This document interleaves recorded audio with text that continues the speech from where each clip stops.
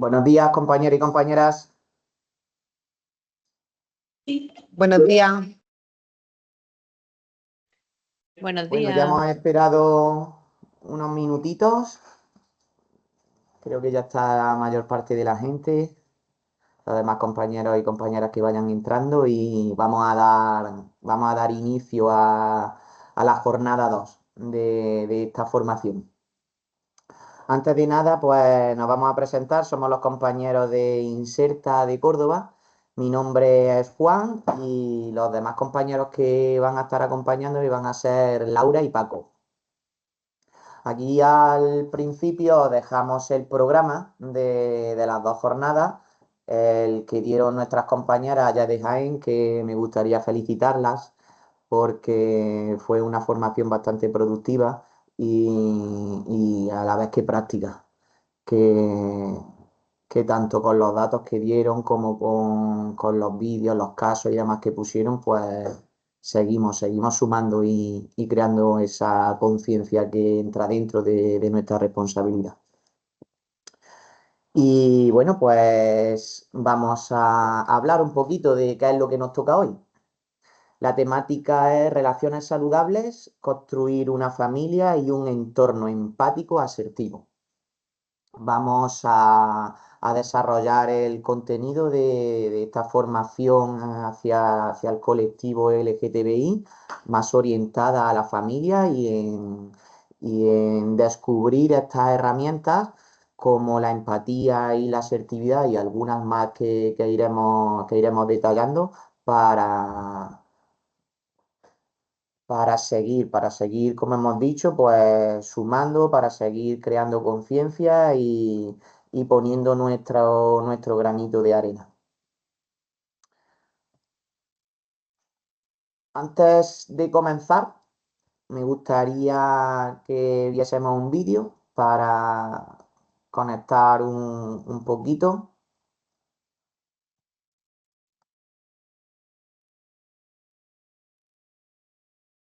Vale, lo pongo.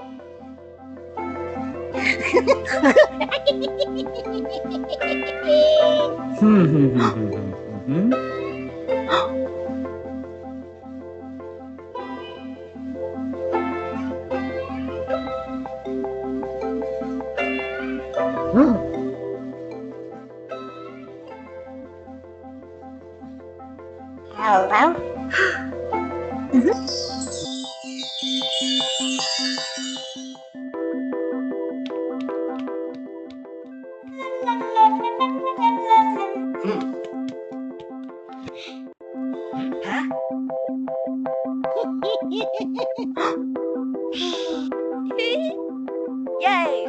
Whoopee!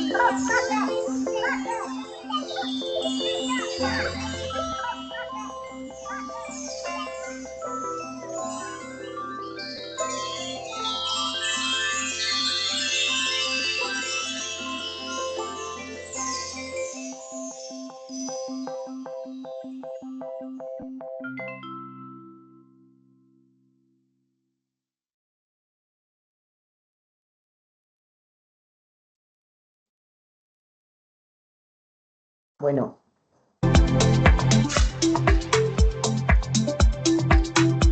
perdona.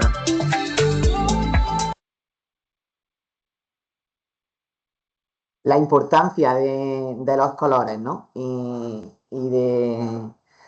Y de cómo desde pequeñitos pues se va creando esa identidad y somos también los adultos los que somos capaces de guiar hacia un lado o hacia el otro. Podemos observar que cuando crece la aceptación y el sentido de pertenencia, está claro que disminuye esa carga emocional y los prejuicios. Se representan aquí cómo actúa esas acciones de empatía y, valga la redundancia, de aceptación hacia las otras personas.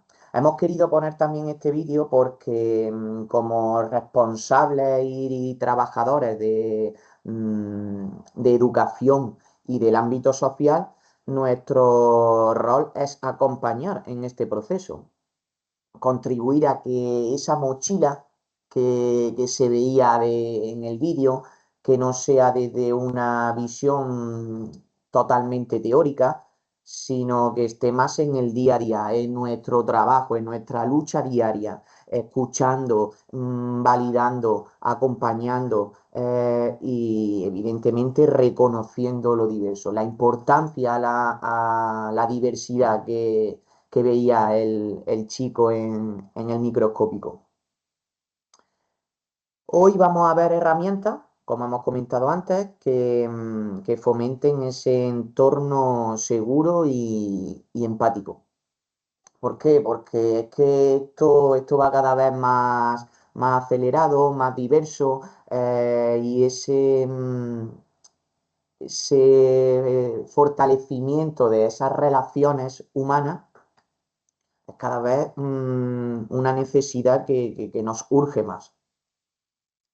Entonces, creemos que las dinámicas que se dan en la familia, que se dan en la escuela, que se dan en contextos sociales, tienen una carga emocional importante, tanto a la vez como comunicativa, y hay que crear esa estructura sólida que vaya creando esa identidad de los chicos y de las chicas.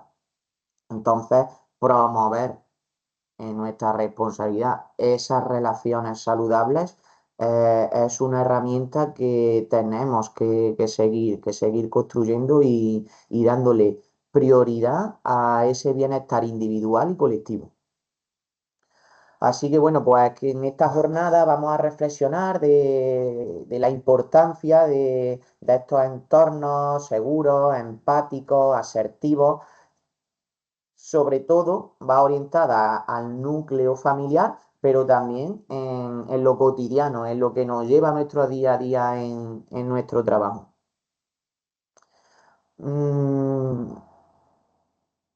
Dos términos, dos herramientas, como son la empatía, como son la asertividad, que nos van a ayudar a hacer esos vínculos que sean respetuosos, que sean seguros y sobre todo que sean duraderos, que haya de una manera intrínseca para que verdaderamente coja eso peso.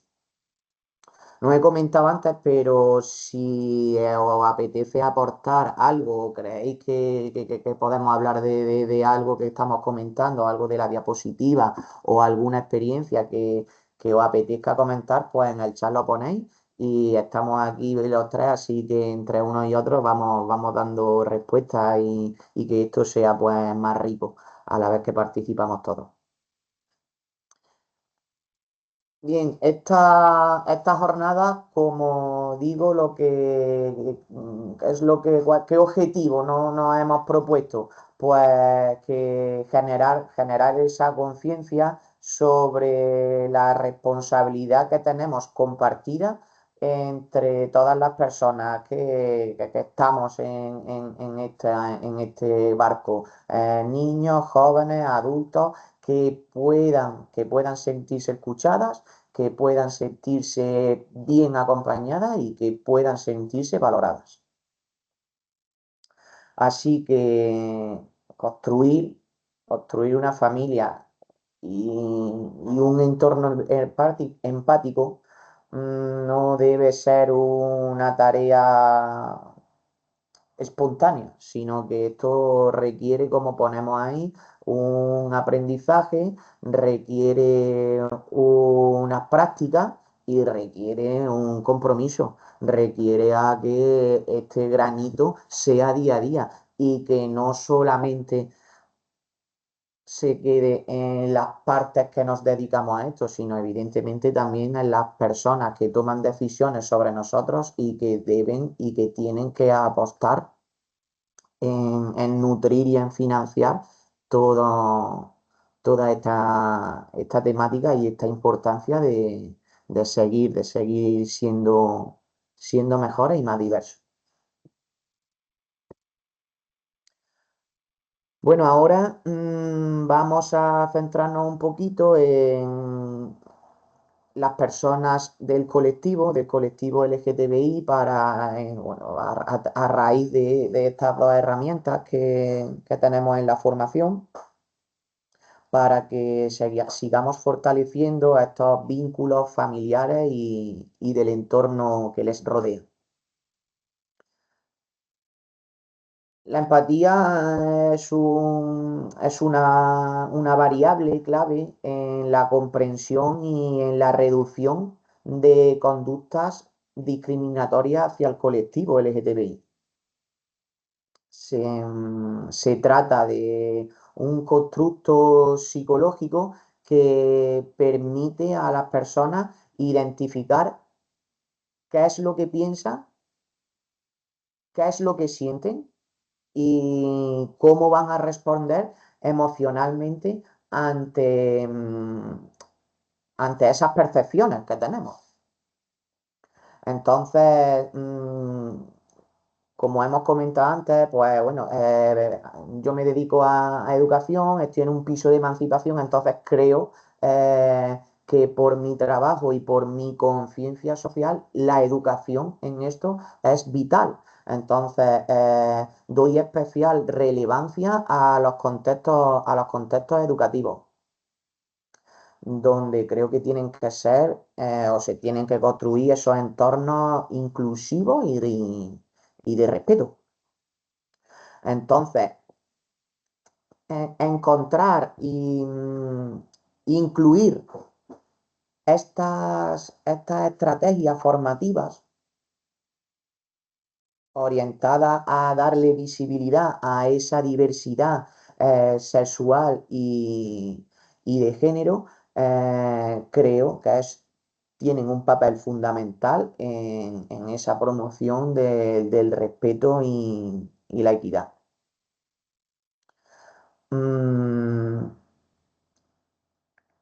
Una de nuestras responsabilidades es crear espacios seguros.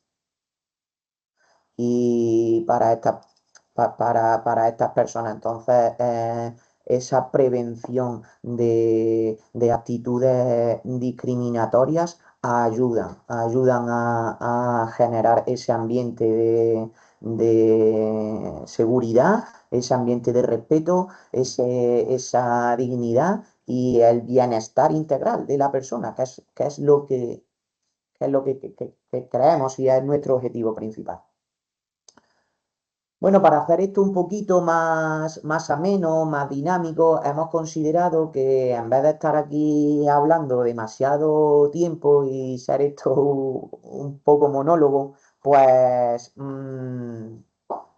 nuestro compañero Paco es el responsable de un piso de personas sin hogar hacia el colectivo LGTBI. Entonces, le hemos hecho partícipe de estas jornadas que estamos desarrollando y le hemos preguntado de qué manera él, perdón, se sentía cómodo en participar en esto. Entonces, le hemos hecho una entrevista. Le pusimos las preguntas previamente y quiere seguir poniendo su granito de arena para de alguna manera si puede seguir concienciando y ayudando. Así que, bueno, os pongo Os pongo la entrevista.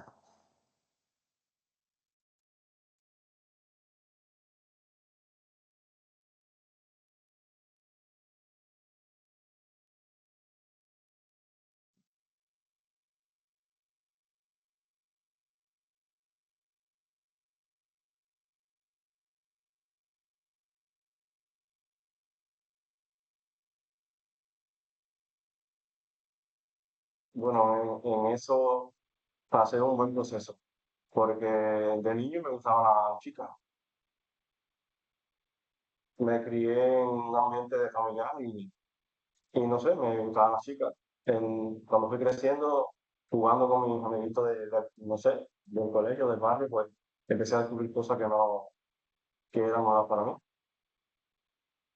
Recuerdo que bueno, tuve algunos encuentros con amigos y me sentía mal, me sentía raro, como que no estaba bien. También eran en los años 90 en Cuba, en un pueblo, que es un campo, alejado de lo que es toda la ciudad. No había mucha información.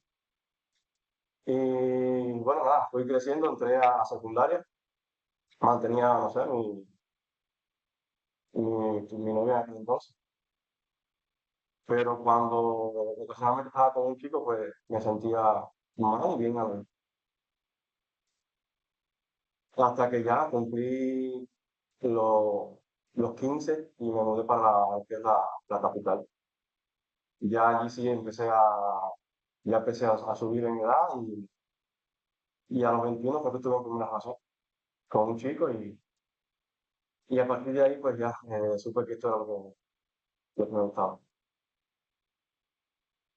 Miedo no, duda sí, duda sí porque una vez que yo me acepté, que me quitaron mis padres, y mi familia en general no me importaba, la verdad que sí, nunca me importó lo que diera el tercero. Si mis padres estaban de acuerdo conmigo, de ahí para allá la vida se me abrió así un mundo para mí de oportunidades y de explicación que no tenía que dar. Y ahora mismo en el trabajo, cuando empecé, mm, me gustaría que supieran que soy gay. Y créeme que lo quisiera. Y estoy a punto de decirlo, pero no sé, voy a buscar momentos. Pero eso es algo de que sí, de que no me preocupa, pero sí, no sé, cuando llegue el momento, sí lo voy a decir a mí. Y hay momentos en que sí, que no hago mucho la pregunta y gente que no conozco, ay, ¿tiene hijos, tiene mujer o no? Y yo vine a España porque me casé con un chico eh, y muchas veces me preguntan, ¿y tu mujer?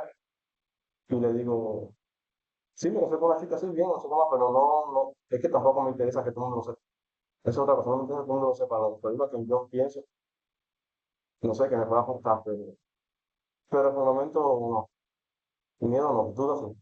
De lo que puedan pensar, o sí, pero bueno, vuelvo a hablar con mi padre, mi familia.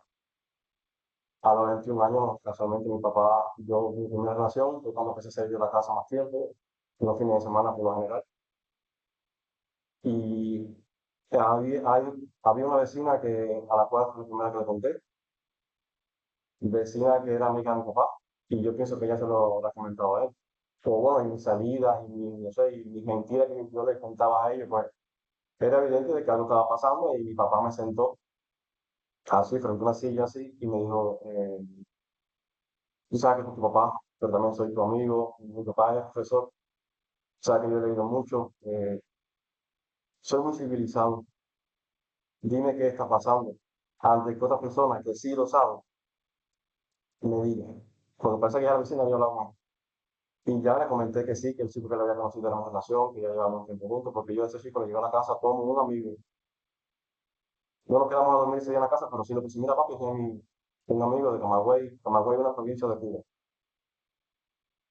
Y a partir de ahí me dije, Adulfa, no hablas con tu mamá, yo voy a hablar con ella, date siempre a respetar, cuenta conmigo y tranquilo que yo voy a hablar con la familia también. Y él se sentó con la familia, le dijo todo lo que había.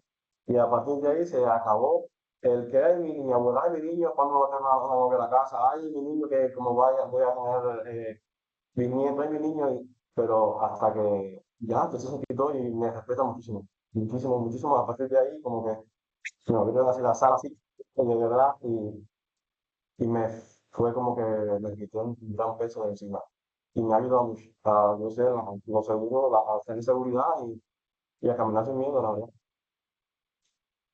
Bueno, creo que satisfacción, porque cuando tú cuentas una experiencia que, para la cual ha sido a veces que traumática, porque para mí, una vez que llegué aquí, los primeros meses no tanto, pero ya eh,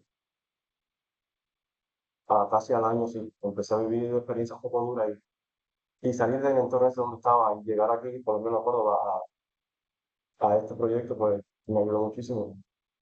Y cuando he contado mi experiencia, pues me ha ayudado a sentirme mejor, a, a como que alegrarme de verdad, a no callarme, cosas que me gustaría contarle a mis padres o a mi familia.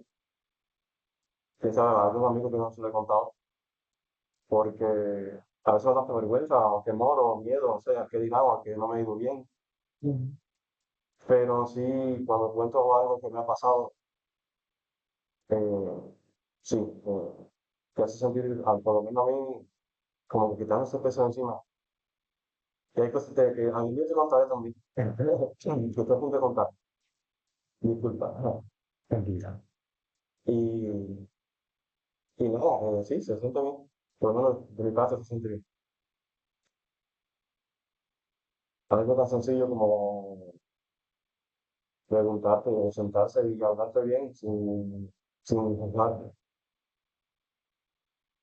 Y, y yo sé que duele. El día de mañana, no sé si ya creo que para conocer, pero sé que duele que un niño te salga homosexual. Por muy civilizado que no sea, que uno salga homosexual duele. A ver, yo esa pregunta ya la he hecho a varios conocidos aquí en Córdoba. Cuando hemos tenido, he salido a fiestas, le he preguntado si volvieras a nacer, fuera gay. Algunos me han dicho que sí. Yo, tal vez antes de salir de Cuba, hubiera dicho que sí. Pero llegar aquí, salir de Cuba, llegar a un país nuevo, empezar de cero, y que la persona con la cual tú contabas, pues te va a dar la espalda. Y aquí he hecho cosas que jamás pensé hacer, y he vivido cosas que jamás pensé vivir. De mi experiencia, no sé de la más que soy. Pero si me preguntan, me estoy viendo un poco del tema, pero bueno, si me preguntan si volvieras a ser gay, yo naciera gay, yo quiero ser heterosexual, la verdad. Ser heterosexual. Y la familia, los padres, preguntarle siempre a los hijos, ser amigos primero ante todo. Mi experiencia, mis padres sí me habló así, y eso es lo que puedo contar, lo que puedo decir. Que mi padre, mi papá, se sentó y me preguntó qué me pasaba, y me abrió un mundo así tan bonito, y me puso contra la espalda y la pared, pero me puede decir en buen término, porque fue mi amigo en ese momento, y me hizo sentir tan también. Y eso, que los padres se sienten y no te juzguen, duele, van a llorar. También mis padres lloraron a las mías. Y no sé mi papá lo pudo sentir cuando se sentó con la familia y se lo dijo, pero siempre pensando en mí, ¿sabes? Que estamos en un mundo tan diverso que si mira al lado, si tú ves algo que no te gusta, pues nada, puedes opinar, pero sin herir, sin ofender, sin, sin saber lo que hay detrás de esa persona, porque puede ser médico, un abogado, licenciado, no sé, que sea un poco más empático. Pues yo creo que sobre todo, si tú estás bien con tu entorno, con tu familia, en tu casa, en tu espacio, en tu hogar, todo está bien, la verdad. Ya te digo, mi experiencia personal, lo vivido, tú entrar a tu casa y hablar con tus padres sin miedo, que tus padres te pregunten, mira, se me inquiete. Y ojalá y todo el mundo fuese como mi experiencia personal en cuanto a la homosexualidad, mira, fue tan bonita. Pero es que te libera, te libera. y te hace, no sé, ir por la calle sin miedo. Y no me importa que me vea en la esquina yendo de la mano o hablando con quien o andando con quien sea.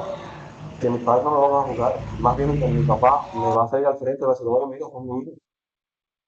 Y, te ayuda a hacer seguridad, de verdad, a hablar sin miedo. Yo a la persona le hago el tema porque mis padres me protegen y eso es lo más importante. Y ahora tú.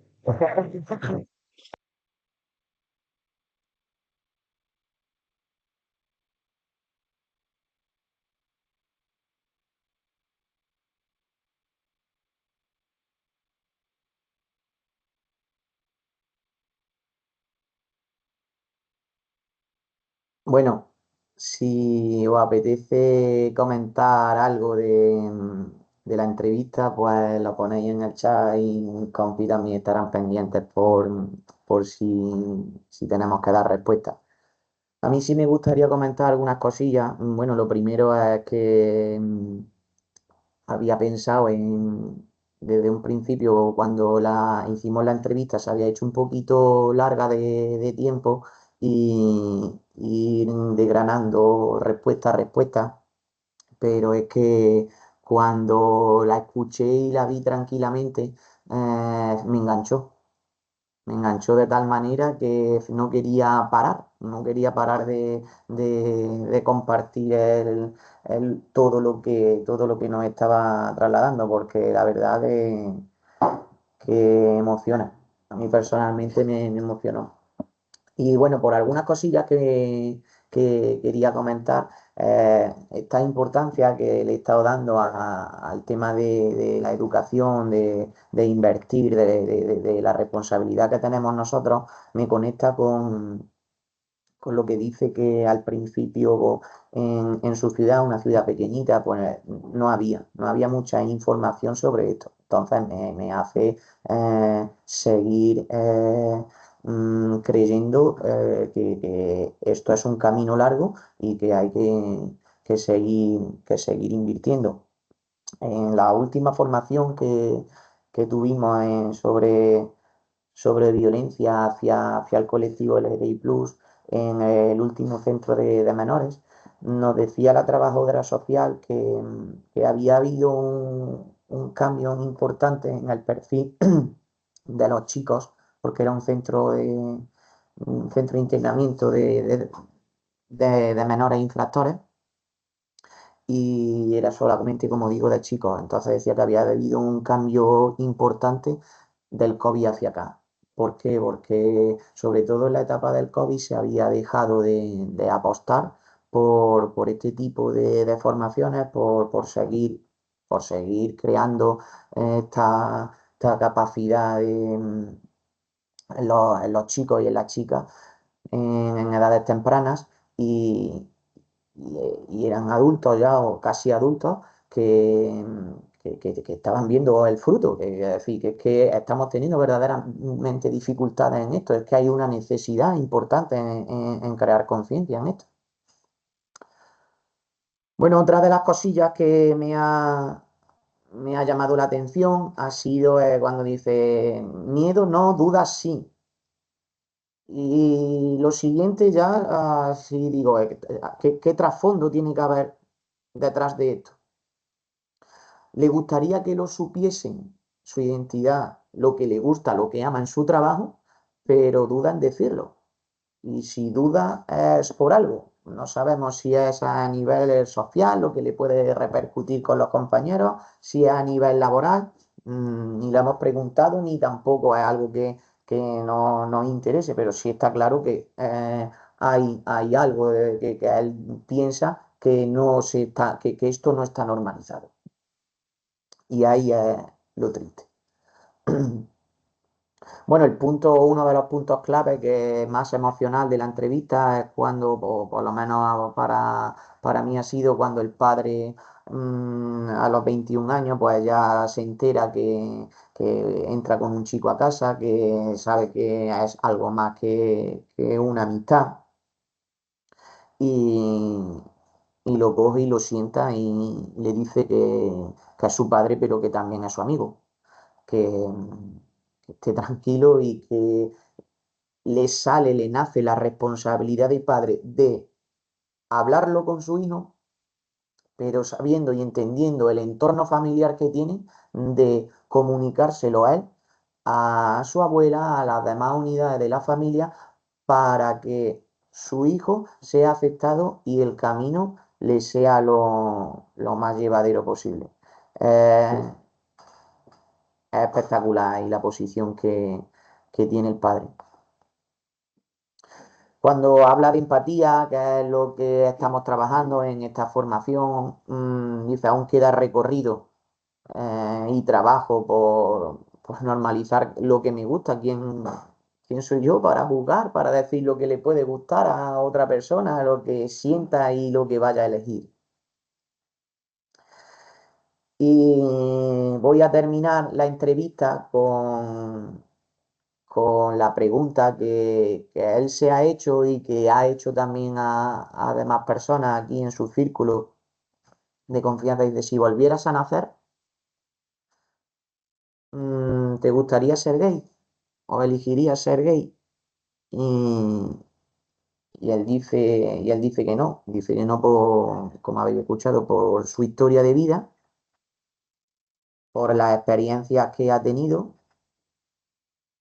Y luego incluso llega a comentar el tema de su empatía que tiene hacia su familia,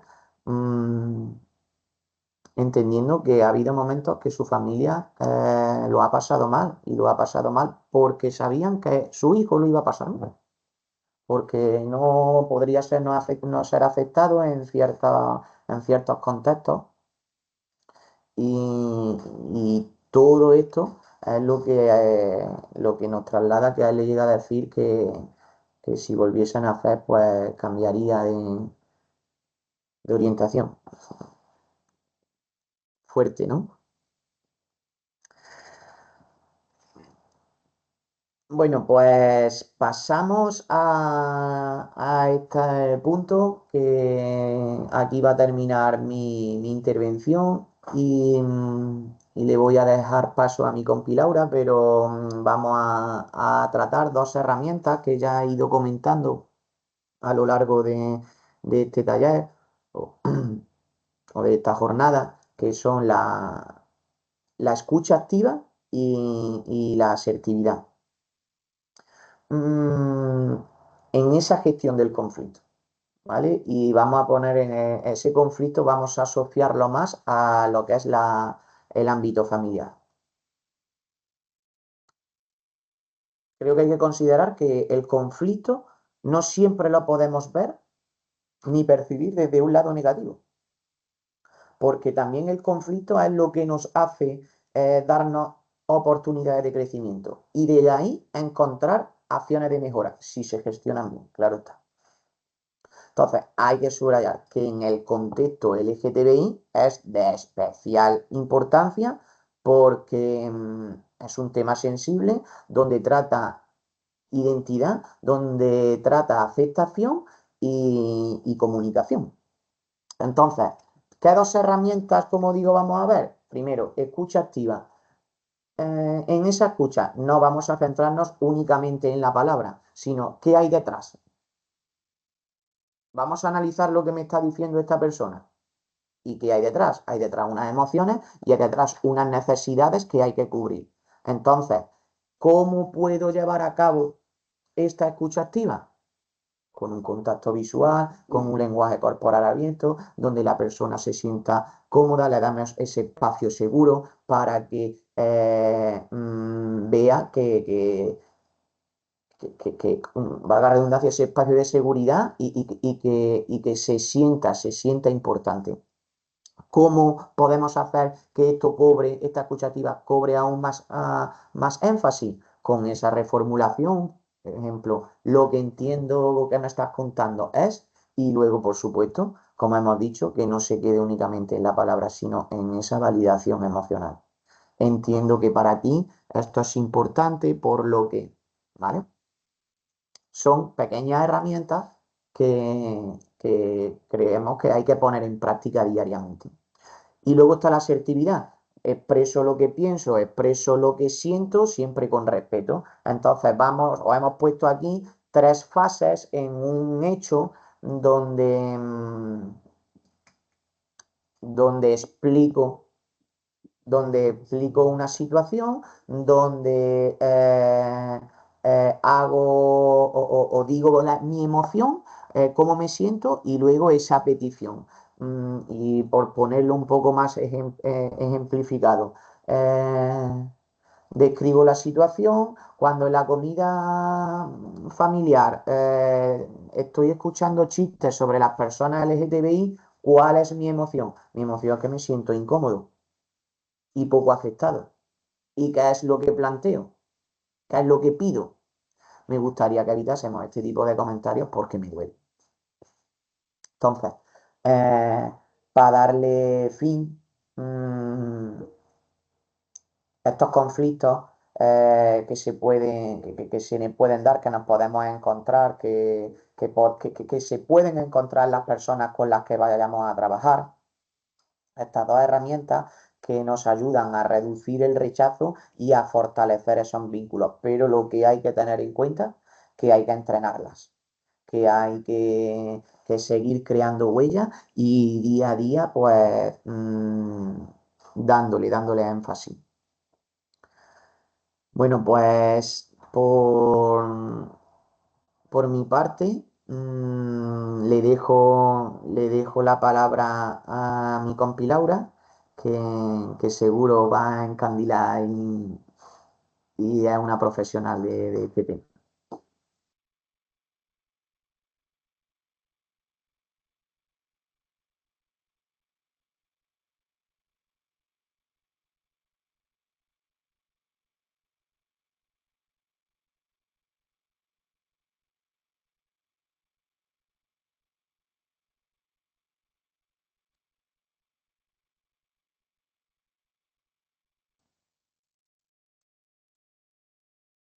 Vale. Hola, buenas. Yo soy Laura, soy educadora social y bueno, también trabajo aquí en INCETA Córdoba. ¿Me confirmáis, por favor, que se me está escuchando? Porque creíamos que teníamos algunos problemas. ¿Sí? ¿Está bien? Vale, vale, gracias por contestar. Vale, pues bueno, a mí me tocan los siguientes 2 puntos de esta jornada. Y empezamos por el primero, que se titula Cuidado y comprensión hacia las personas LGTBI. Y bueno, a mí me gustaría iniciar comentando que el colectivo LGTBI no es vulnerable por su orientación o por su identidad. Es decir, una persona gay, una persona lesbiana no es vulnerable por ser lesbiana, ¿vale? Es vulnerable porque los sistemas sociales, culturales y políticos generan desigualdades y discriminación específica hacia este colectivo, ¿no? Eh, por ejemplo, los sistemas sociales o la estructura social todavía se mantienen muchísimos prejuicios y estereotipos a la hora de tener una interacción social, a la hora de generar actitudes discriminatorias que en muchísimos casos se convierten en actitudes violentas, ¿no? La estructura cultural, estamos bajo un paraguas de patriarcado, de androcentrismo, de la heteronorma, ¿no? Que ahora lo veremos más tranquilamente, esos términos, pero continúo con el sistema estructural político también, que como comentaron ayer las compañeras, y enseñaron el mapa este con los, bueno, enseñaron, entiendo, el mapa de Europa, con los distintos países, el nivel de aceptación que tenían hacia el colectivo. Pues bueno, no es solo Europa, a nivel mundial, hay muchísimos países que criminalizan a una persona por su orientación o por su identidad, ¿no? No está el matrimonio legal, no pueden tener asistencia sanitaria y ni siquiera pues, el país les protege de delitos de odio y de violencia. Entonces, históricamente, este marco estructural ha colocado al colectivo en una posición de desigualdad frente a la cis heteronormatividad, ¿no? Que ahora veremos un poco lo que es. Vale.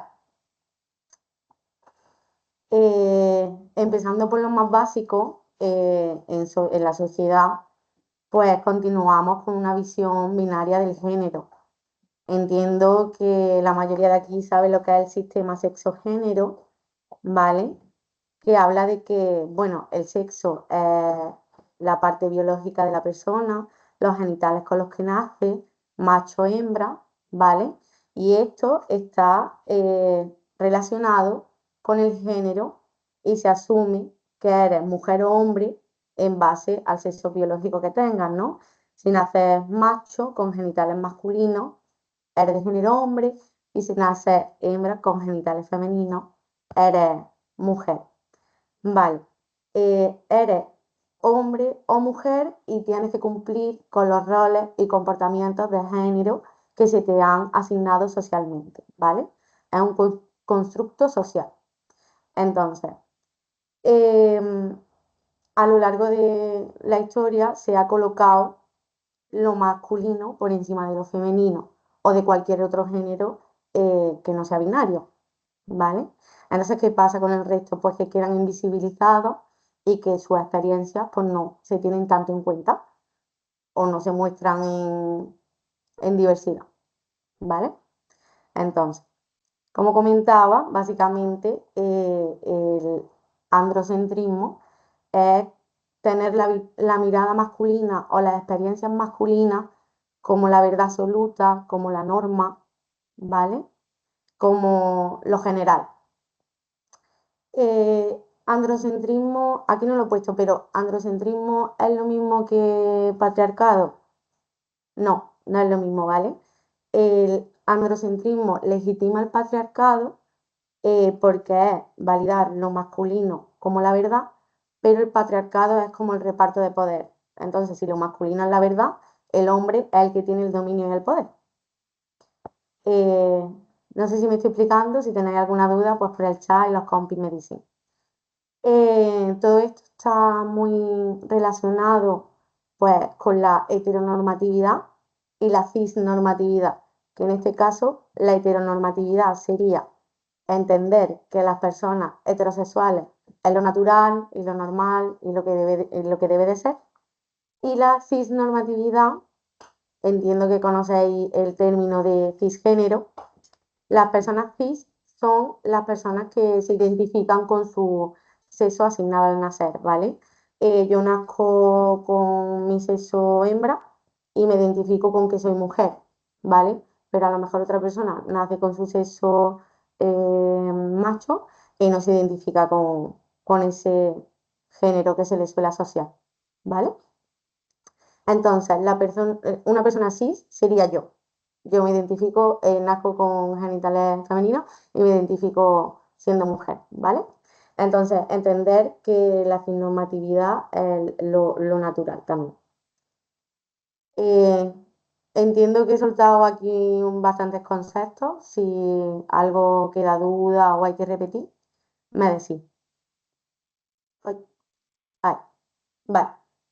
¿Qué pasa? Hablando de marco estructural, evidentemente no solo afecta al colectivo la parte social, cultural o política, ¿no? Esto afecta a todos los niveles. Entonces, hay otros ámbitos del sistema o de la estructura, como el ámbito educativo, el ámbito laboral y el ámbito de salud, que también se ven afectados por estar aquí enmarcados, ¿no?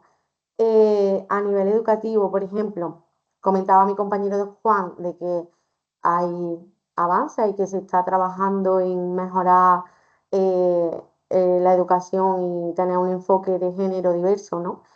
Pero evidentemente entiendo que varias personas de aquí seguramente os habréis enfrentado a dar un taller en centro educativo o en centro de menores o con jóvenes en general sobre el colectivo y pues la respuesta eh, es compleja en el sentido de que hay cosas que mejorar, ¿no? Hay muchas cosas que trabajar. Luego también nos damos cuenta de que el bullying LGTBI fóbico sigue presente y que se necesita más intervención en este ámbito. A nivel laboral, eh, para las personas del colectivo se les dificulta bastante, por ejemplo, llegar a puestos de poder, ¿no? O tienen que trabajar mucho más para que se les valide todo su recorrido. Y algo que yo quería mencionar aquí es que, por ejemplo, a las personas trans se les dificulta mucho encontrar trabajo, ¿vale? Entonces, en algunas ocasiones acaban en ciertos sectores de explotación. Luego, a nivel salud, podemos sobreentender que el personal sanitario debería de estar informado de todo esto, pero la realidad es que no es así. Me lo llevo a mi parte y os explico que yo también llevo aquí el programa de prevención de infecciones de transmisión sexual. Entonces, hago bastantes pruebas rápidas a personas del colectivo y lo que me comentan es que acceden a estas pruebas rápidas en vez de ir a su centro de salud a hacerse una analítica en profundidad porque o bien le juzgan o bien se les niega o bien el personal sanitario no sabe muy bien a qué se están refiriendo, ¿vale? O en algunas ocasiones me han comentado que es el médico de toda la familia o la médica de toda la familia y que no quieren contarle estas casuísticas porque a lo mejor luego podía salir en una conversación con otra parte de su núcleo cercano, ¿no? Vale, pues bueno, yo quería hablar del término interseccionalidad que a nivel de intervención yo creo que es primordial, ¿vale? Es básicamente un enfoque que analiza todos los factores que afectan a una persona y se entrecruzan, ya sean para aumentar o disminuir la vulnerabilidad o para aumentar o disminuir el poder, ¿vale? O el privilegio. Es decir, si miramos el diagrama que hay en la diapositiva, vemos que, a ver si esto me marca. Bueno, aquí tenemos el individuo, ¿no? Y lo primero que rodea al individuo son las etapas de la vida, ¿no? La infancia, adolescencia, edad adulta, ¿vale? Eh, en primer lugar, la edad puede servir como un factor de vulnerabilidad o de privilegio. Por ejemplo, a nivel laboral no es lo mismo, no está igual considerado de una persona joven que una persona de 50 años, ¿no? Por ejemplo, a nivel de empleabilidad. Luego tenemos aquí varios factores, pues evidentemente el género, ¿no? La capacidad, entendiéndola como discapacidad o diversidad funcional, ¿vale? Eh, la clase, el nivel educativo, la ubicación geográfica que tenga la persona, la sexualidad, entendiéndola como orientación e identidad, ¿vale? La religión y la raza y el origen étnico. Y todo esto, pues, bajo el paraguas que comentaba al principio de clasismo, capitalismo, patriarcado, homofobia. Entonces, no es lo mismo una mujer blanca europea que va a estar atravesada por la barrera de género, ¿vale? Que a lo mejor una mujer trans, migrante y racializada, que va a estar atravesada por la barrera de género, por la barrera de identidad, por la barrera de raza y por la barrera de migrante, ¿no? Entonces, a nivel de intervención, pues tenerlo en cuenta y ver en cómo está afectando a la persona. Sí, vale. Entonces llegamos al punto importante que queremos remarcar y es que toda esta estructura afecta a la persona a nivel físico y psicológico. Meyer en 2003 hablaba de un concepto que era el estrés de las minorías y decía básicamente que el estar expuesto bastante tiempo a sistemas de discriminación, de exclusión y de violencia tienen impacto en la salud mental, ¿vale?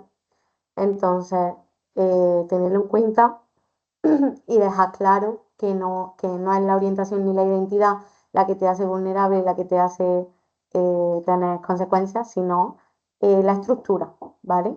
La experiencia de rechazo y de violencia. Entre las consecuencias más comunes que se suelen ver en la salud mental de las personas del colectivo está pues la ansiedad constante por la no aceptación, ¿vale? Depresión, soledad, baja autoestima, estrés crónico, como hemos comentado, y mayor riesgo de conducta autolesiva y de aislamiento, ¿vale? Mientras estaba buscando material para la jornada, me di cuenta de que había bastantes estudios sobre el suicidio en el colectivo, en la comunidad LGTBI. Y dije, pues si hay tantos estudios porque hay datos preocupantes, ¿no?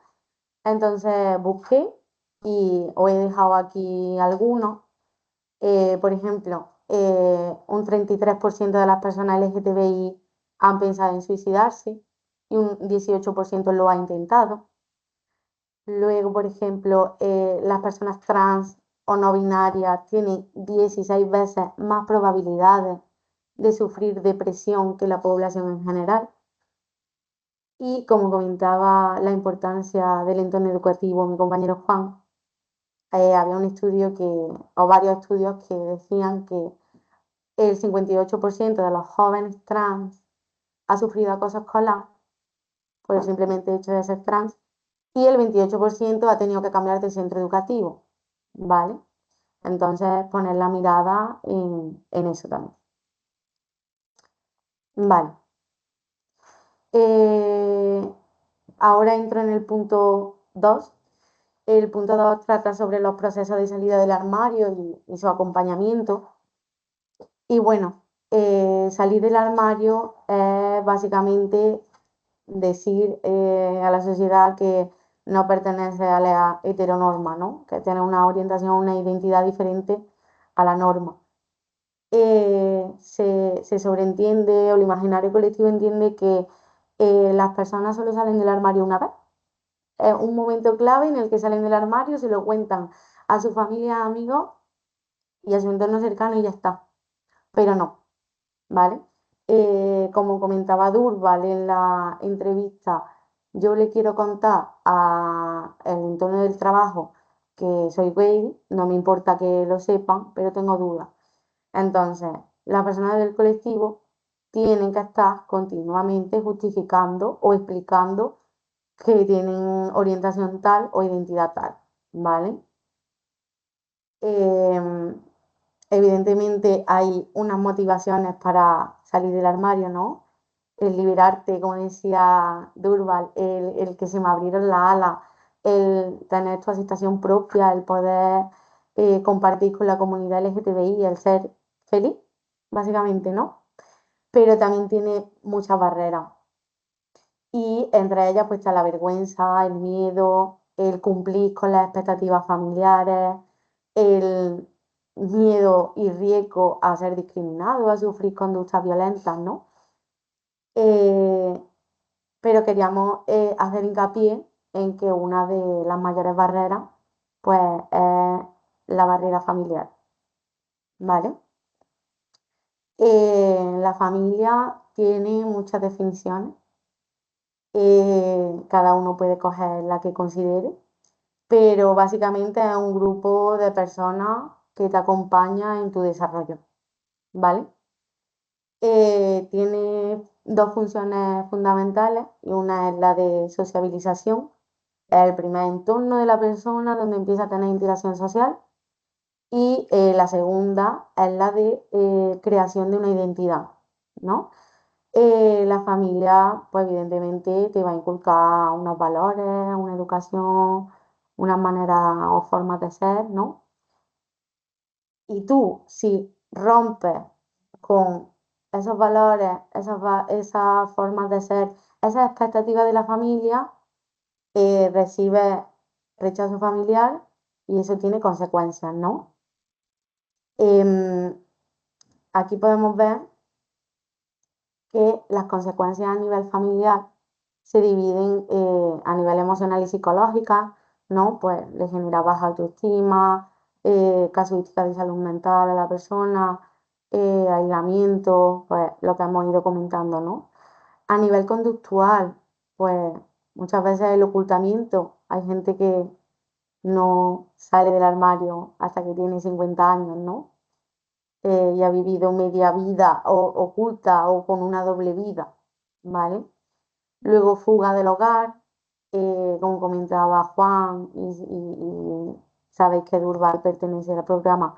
Hay muchas personas en situación de sin hogarismo que pertenecen al colectivo y en Inserta pues justo tenemos un programa que está para ello y los pisos de acogida siempre tienen gente, o sea que esto es una realidad que pasa, ¿vale?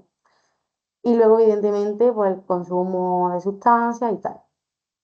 Y luego, consecuencias a nivel social y vital, pues rompes con tus redes familiares, ¿vale? Y eso tiene consecuencias y dificultades a nivel educativo, laboral y de generar mayor vulnerabilidad en la persona. Si la familia tiene una mentalidad abierta, es una familia diversa y que te han educado con valores así, pues evidentemente favorece, ¿no? No es lo mismo la experiencia de una niña lesbiana o una adolescente lesbiana que sufre bullying LGTBI fóbico en el instituto y llega a su casa y sabe que su casa es un entorno seguro, que una niña que sufre bullying en el instituto y llega a su casa y sabe que tampoco lo puede comentar con nadie porque no están de acuerdo con que ella tenga esa orientación, ¿no? Vale. ¿Qué podemos hacer nosotros y nosotras como profesionales? He dejado esto aquí a nivel general. Evidentemente, cada caso tiene sus planes de intervención y tendrá sus casuísticas y habrá que incidir en una cosa u otra, viendo los factores que se entrelazan, los factores de vulnerabilidad que se entrelazan que hemos visto antes. Pero a nivel general, pues cuando intervenimos con una persona del colectivo, es súper importante validar la identidad y su orientación en lo que está sintiendo, ¿vale? Tener una detección temprana de posibles eh, problemáticas de salud mental, ¿vale? O de casuística de salud mental y poder pues ponerle intervención o trabajo para que esto mejore. Fomentar redes seguras, lo que ha comentado también el compañero.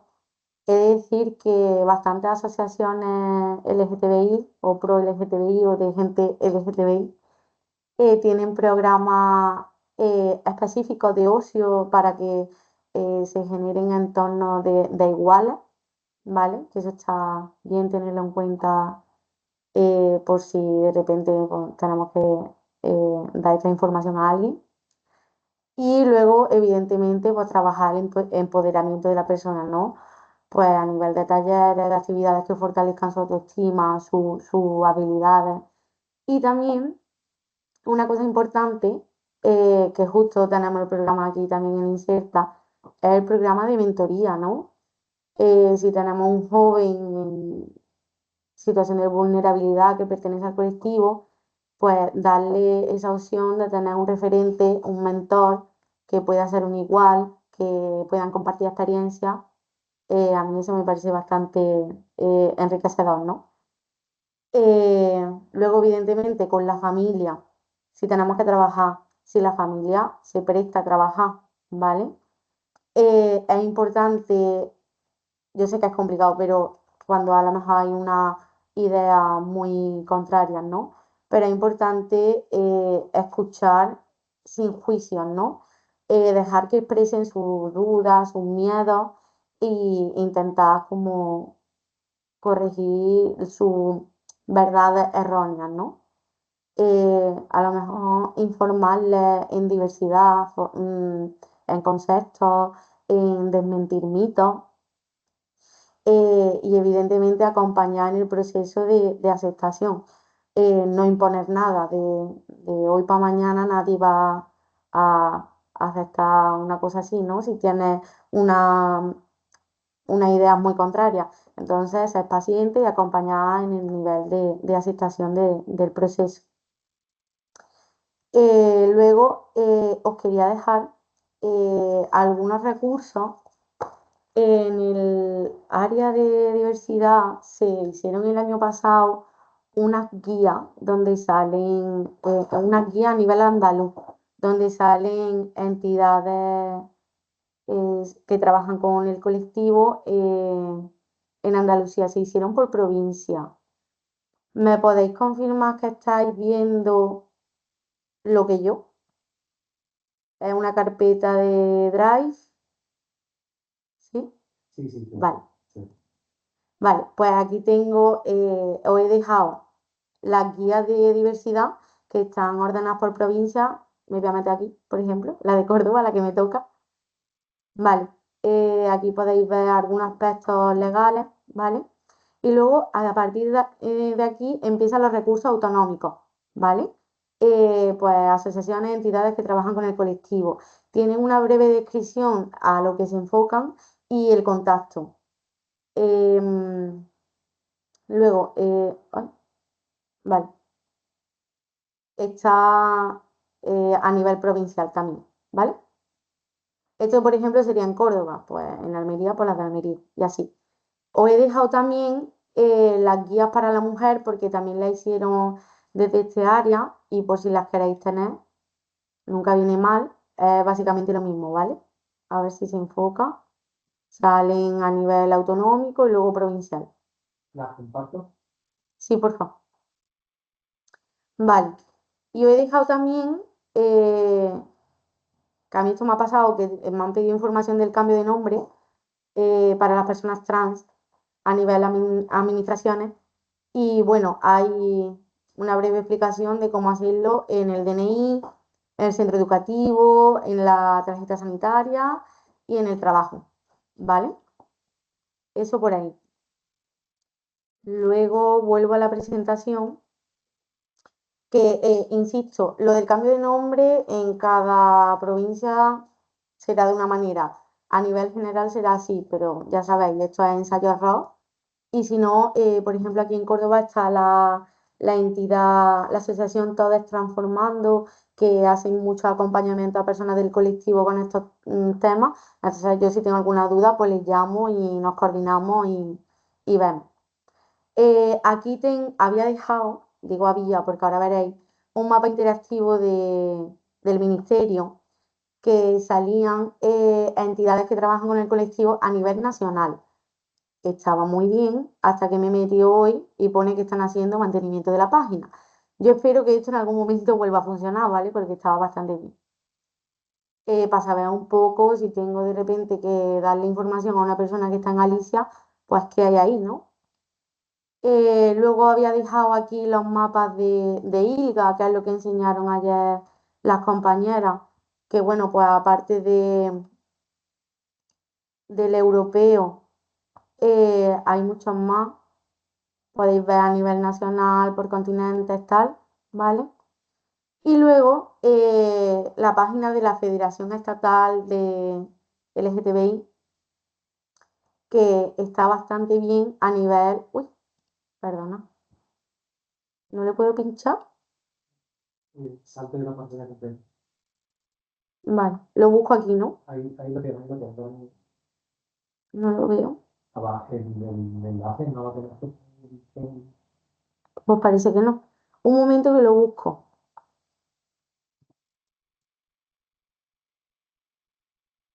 Vale. Esta página y en la parte recursos está súper bien, ¿vale? Tiene un montón de documentos por si os queréis informar. Están súper bien delimitados por ámbitos jurídicos, educación, familia, laboral. Incluso hay documentos de gente del colectivo que mantiene una religión bastante practicante, ¿no? que eso a lo mejor muchas veces choca a nivel cultural, de salud, derechos humanos, está súper bien. Luego, tiene parte de investigaciones que, bueno, pues ahí podéis ver datos bastante fiables, ¿vale? Tiene muchas publicaciones. Y luego, una cosa que a mí me encanta, porque siempre nos toca pues dar talleres y jornadas y cosas de estos temas, audiovisuales y recursos que podamos usar, ¿no? Pues aquí hay un montón, podéis hacer uso de ellos. Y justo para finalizar, yo iba a usar un vídeo y os lo dejo a modo resumen y después termina mi compañero Paco, ¿vale?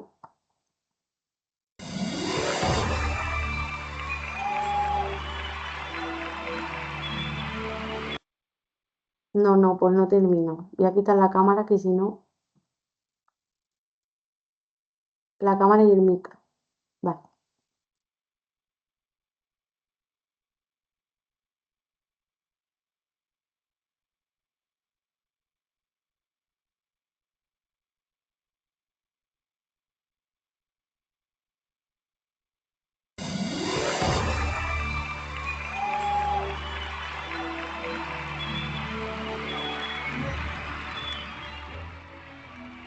Bienvenidos, bienvenidas y bienvenides al sorteo de Navidad. Hoy tenemos unos premios muy especiales. Comenzamos.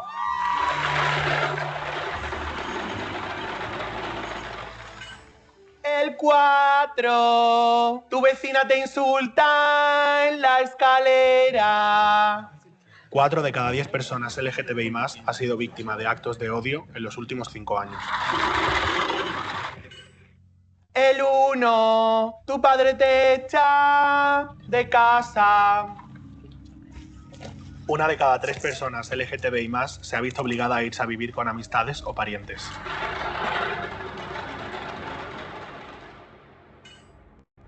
El 25. Te acosan en el cole. El 25% de las personas LGTBI+ ha sufrido acoso escolar. El 10. Voy a entrevistas y no me contratan. El 10% de las personas LGTBI+ en España ha recibido un trato desigual en el trabajo.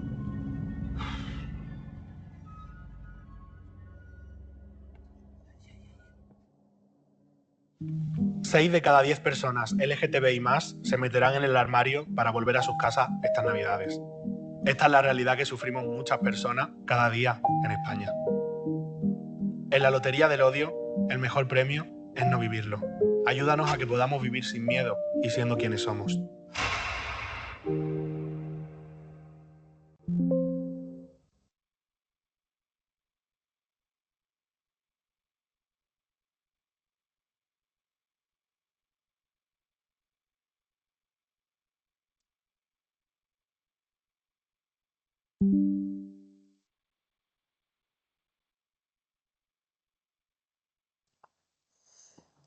Bueno, pues muy buenas. Yo soy Paco. Yo llevo un recurso de vivienda para personas en situación de sinhogarismo y que pertenecen al colectivo LGTBI. De hecho, Durval es uno de los usuarios que está actualmente en el recurso. Y bueno, yo vengo a hablaros de dos puntos que voy a intentar ser lo más breve posible para no robaros mucho más tiempo, que son el fortalecimiento de las redes de apoyo y las estrategias de afrontamiento, y luego el siguiente que veremos a continuación, ¿vale? Bueno, ahora vamos a centrarnos en estos dos pilares fundamentales para garantizar la inclusión social y el bienestar de las personas LGTBI.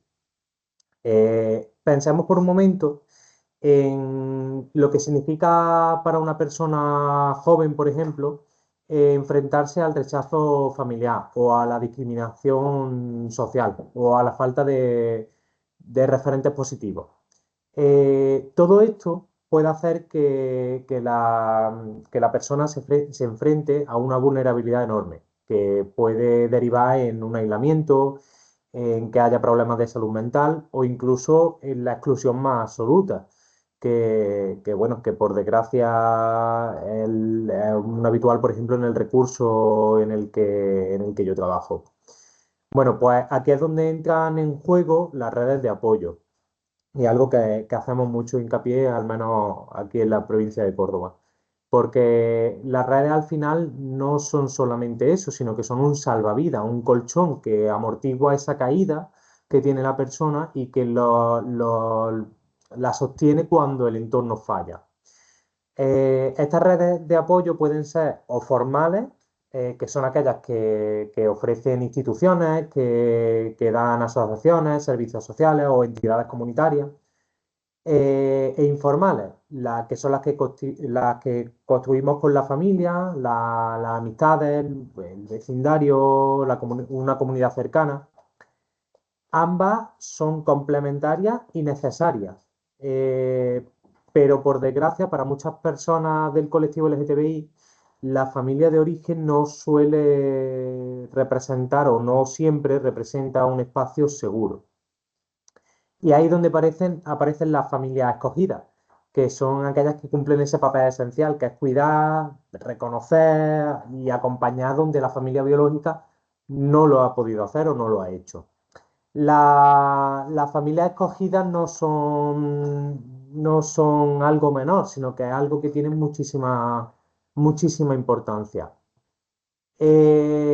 Junto a estos tipos de redes de apoyo, aparece también la manera en la que la persona del colectivo se enfrenta a ello. ¿Qué es un afrontamiento? Pues en los recursos que tiene cada persona o que pone en marcha para gestionar este estrés, esta discriminación o esta violencia cotidiana que sufren, y que pueden ser de dos tipos. Activos, que buscan, son aquellas personas que utilizan, bueno, que buscan soluciones, que piden ayuda, que recurren al apoyo social, o que lo denuncian. Y luego están los evitativos, que son los que tienden a aislarse, a consumir sustancias, a negar el problema, a desconectar de ese entorno. Como podéis apreciar, la diferencia entre uno y otro es enorme. Y mientras que los primeros tienden a fomentar o a fortalecer la resiliencia, el empoderamiento o la salud emocional, los segundos, buscando ese alivio momentáneo de la situación, terminan aumentando el daño y la vulnerabilidad de la persona.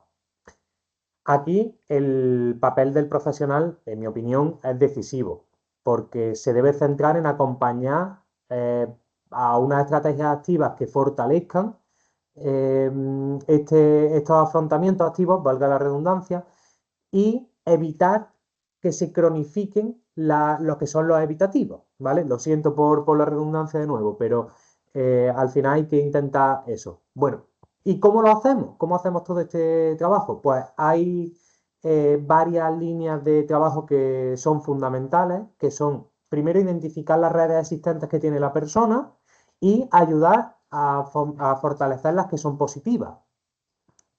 Ya sea, por ejemplo, la familia o si está acudiendo a alguna asociación, ponernos en contacto con la asociación y tratar de hacer una pequeña red o de una cooperación entre ambos trabajos.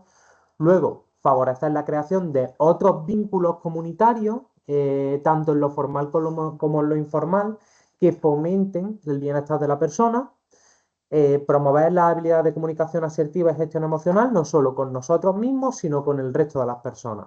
Si vamos a veces enfrentarnos, como bien ha comentado mi compañero Juan, un conflicto no solamente se tiene que dar entre dos personas, por ejemplo, un usuario y un profesional, sino que también lo podemos tener, obviamente, y lo habremos tenido seguro, estoy 100% convencido, con compañeros y compañeras de otras entidades o de otras asociaciones o incluso dentro de la misma. Entonces, esos conflictos, no, como bien ha dicho mi compañero Juan, no son negativos, sino que pueden enriquecer el trabajo que al final se realiza con la persona. Es por ello que si hay que enfrentar o hay que confrontar a ese tipo de comportamientos, debemos de hacerlo en pos de que haya una comunicación que valide cómo se siente la persona o cómo se identifica la persona. Bueno, luego también, obviamente, hacer un trabajo interno y reconocer y legitimar las identidades y las expresiones de género para crear espacios donde éstas se puedan vivir con seguridad. Yo soy el primero que he cometido y cometeré fallos en este aspecto y habrá cosas que me choquen, habrá cosas que no entienda, pero siempre debo de reconocerlas y legitimarlas. Nunca debo invalidar el cómo se quiere identificar a una persona o, o qué es lo que le gusta a una persona. Luego, obviamente, hay que tener un poquito de ojo y detectar de manera temprana pues estas estrategias desadaptativas como pueden ser el consumo o el aislamiento extremo de la persona y derivarlo a los recursos especializados cuando sea necesario y obviamente que la persona quiera hacerlo. Y por último, potenciar la coordinación entre entidades y profesionales, porque abordar esto desde una manera en solitario, podríamos decir, es prácticamente imposible.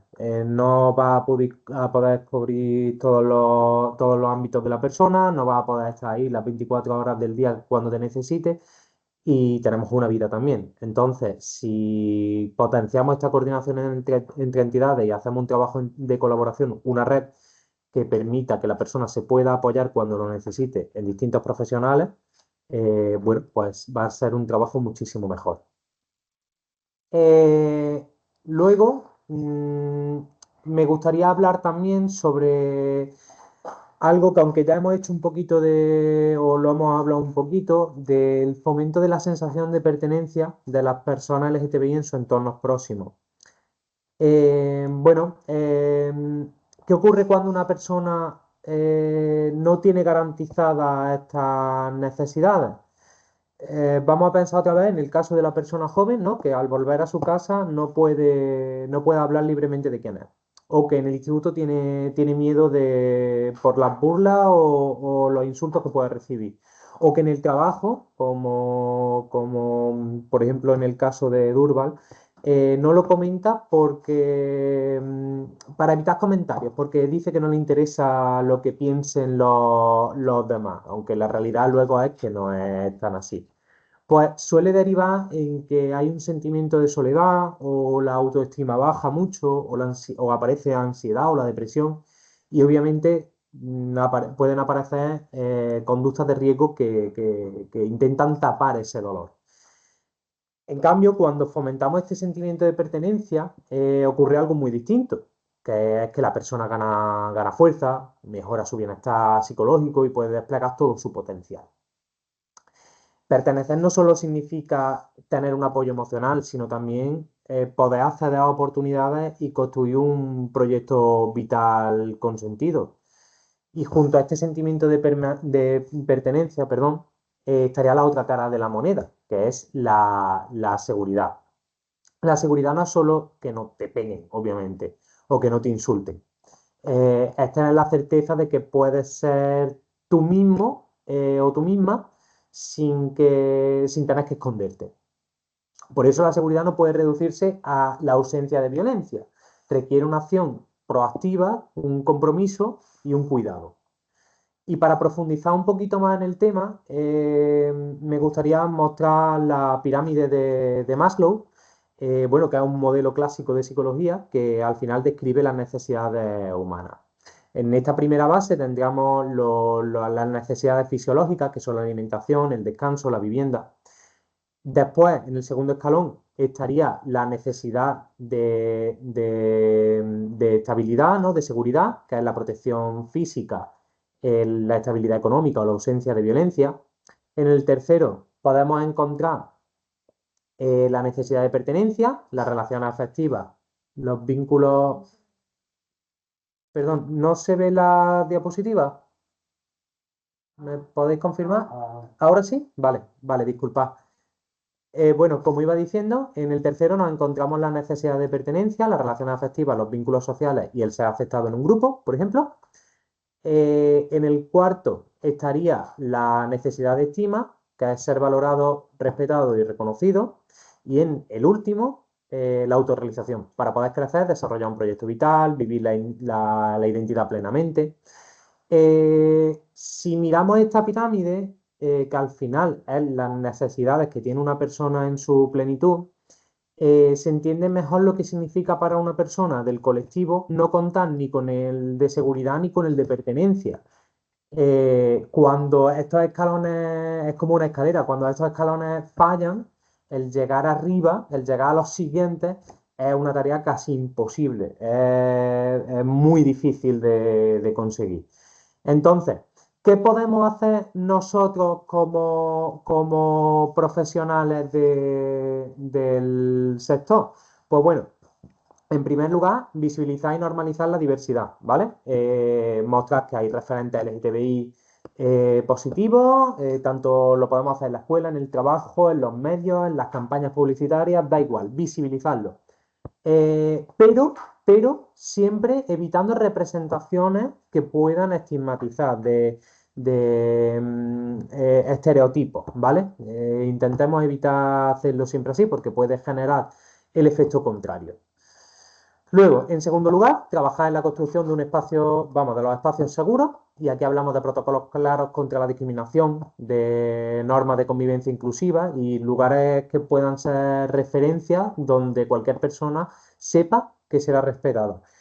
A mí se me viene a la cabeza, y que lo he hablado en muchas ocasiones, en el centro de día que tenemos aquí en Córdoba, el bromear con los usuarios, ya no solamente las personas que son responsables del centro de día, sino nosotros mismos nos implicamos en ello, con mayor o menor medida, obviamente, pero el bromear con ellos, el charlar con ellos, el pasar un rato, aunque no sea el proyecto en el que está asignado, pero me viene a la cabeza esto porque cuando vienen aquí veo o siento, incluso a veces han dicho que se sienten como si eso fuese una casa o como si fuésemos lo más cercano a una familia que tienen actualmente. Entonces, creo que esto es un apartado muy importante.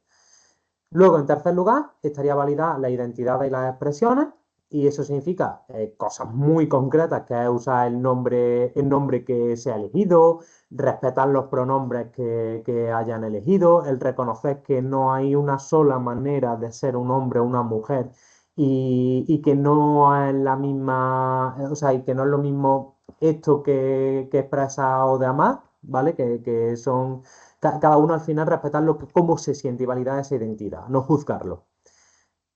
También creo que es fundamental el impulso de redes comunitarias inclusivas, de asociaciones, de grupos de apoyo mutuo y sobre todo también el tema de las familias escogidas. Creo que es súper importante potenciarlas, que si incluso tenemos la posibilidad y nos lo permite al final la vorágine del trabajo, el incluirte en ese aspecto, creo que es algo muy bonito. Pensar que muchas personas del colectivo no encuentran apoyo en su familia de origen y esos lazos sólidos se construyen a través de esos amigos, de esa gente que conocen, que al final significan algo para ellos. Yo puedo hablar libremente y, por ejemplo, Durval para mí es un caso de estas personas que cuando pase mi momento laboral con él puedo llamar amigo. Y otro punto clave que me gustaría recalcar es el trabajo con las familias en los entornos cercanos, ¿vale? Si hay posibilidad de potenciar el trabajo con las familias, creo que es importante que como profesionales lo hagamos y mediemos y acompañemos y sé que sensibilicemos y que si tenemos que decirle cosas que van a ser duras a la persona del colectivo en pos o que creemos que en pos de su bienestar, debemos hacerlo. Y finalmente, la transformación estructural de los entornos próximos, ¿vale? En la educación, pues deberíamos de hablar de planes de convivencia inclusivos, materiales que visibilicen la diversidad en el ámbito y la diversidad, perdón, y en el ámbito laboral, políticas de igualdad y protocolos frente a la LGTBI-fobia. Luego, en la comunidad, los centros cívicos, las asociaciones vecinales y espacios culturales que trabajen desde la inclusión, pues deberíamos de intentar potenciar el que estos espacios se transformen y sean totalmente inclusivos y acepten a todo el mundo. Aquí es donde entra nuestro papel, porque como profesionales de la intervención social no solo acompañamos a las personas, sino que también creo que transformamos los contextos. Bueno, ya como finalización, sí que me gustaría, en definitiva, decir que la seguridad y la pertenencia son necesidades humanas básicas y que por eso fomentarlas en las personas del colectivo y en sus entornos próximos no es solamente una responsabilidad nuestra de trabajo, sino que es una responsabilidad ética y social. Y que no se trata solo de proteger frente a esta violencia, sino que de crear comunidades donde la diversidad no sea tolerada, sino reconocida y diría que celebrada como algo positivo. Eh, sin querer entretenernos mucho más, bueno, si tenéis alguna pregunta, es el momento de hacerla. Si queréis algún comentario o algo incluso también de mejora que podamos realizar para próximas jornadas, pues lo agradecemos también. Y, y ya está. Voy a quitar la cámara, que dejéis de verme y os doy unos minutitos si queréis de preguntar, ¿vale? Muchas gracias por vuestra atención.